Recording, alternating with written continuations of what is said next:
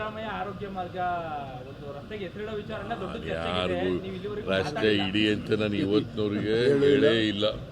ನಾನು ಪಾಲಿಟಿಕ್ಸಿಗೆ ಮೊನ್ನೆ ಬಂದದಲ್ಲ, 45 ವರ್ಷದಿಂದ ಇದ್ದೀನಿ ನಾನು ಪಾಲಿಟಿಕ್ಸ್ನಲ್ಲಿ. ಯಾರಿಗೂ ನನ್ನ ಹೆಸರು ಇಡಿ ಅಂತ ಆಗಲಿ, ನನಗೆ ಡಾಕ್ಟ್ರೇಟ್ ಕೊಡ್ತೀವಿ ಅಂತಂದಲೇ ಬೇಡ ಅಂತಂದೆ. ಮೈಸೂರು ಯೂನಿವರ್ಸಿಟಿಯವರು ಡಾಕ್ಟ್ರೇಟ್ ಕೊಡ್ತೀವಿ ಅಂತಂದ್ರು ನನಗೆ ಬೇಡ ನನಗೆ ಅಂತಂದ್ರೆ, ಬಿಕಾಸ್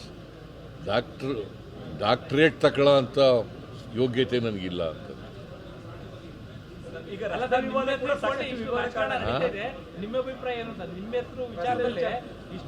ಅದಕ್ಕೆ ಬೇರೆ ಹೆಸರಿದ್ರೆ ಆ ರಸ್ತೆಗೆ ಅದು ಮಾಡೋದು ಬೇಡ.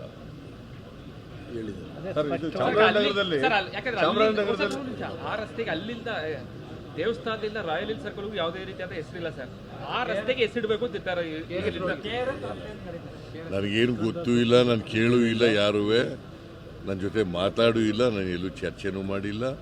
ನಾನು ರಸ್ತೆ ಇಡಬೇಕು ಅಂತಲೂ ಹೆಸರು ಹೇಳಿಲ್ಲ. ಸರ್, ಚಾಮರಾಜನಗರದಲ್ಲಿ ಕ್ಯಾಬಿನೆಟ್ ಮಾಡ್ಬೇಕಂತಿದ್ರೆ ಅದೇ ಕನ್ಫ್ಯೂಷನ್ ಏನಿದೆ ಸರ್? ಅದು ಡೇಟ್ಗೆ ನಡೆಯುತ್ತೆ ಮುಂದೆ? No confusion.